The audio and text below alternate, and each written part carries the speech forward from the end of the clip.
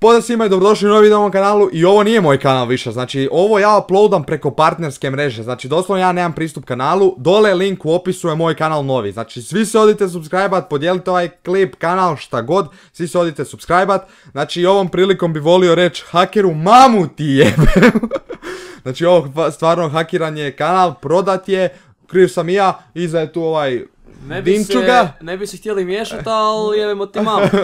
Uglavnom dole link u opisu, znači stvarno preko partnerske mreže mogu uploadat, hvala Bogu, ovaj video da vas obavijestim da, brati mili, ovaj kanal više nije u mom vlasništvu i dalje postoji mogućnost da mi se vrati, ali moram čekat neki određeni period. Tako da, brati mili, svi dole subscribe, ako se vratimo na ovaj kanal vratimo, ako ne, zasad mu sve dislajkujte, znači šta god objavljuje dislajkujte mu, unsubscribeujte se s kanala što se mene tiče.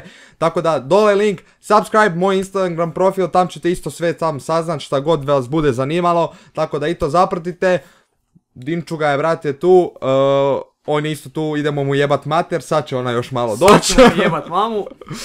I uglavnom, to je to više manje od ovog obavještajnog klipa, ovo je stvarno kratak video gdje sam vam samo htio obavijestiti da odete dole na kanal u opisu i da se subscribe-ujete, inače to je bio tatin kanal, ali ja sam ga sad preimenovao u svoj. Brzo subscribe i vidimo se u sljedećem klipu, ajte mi, čao.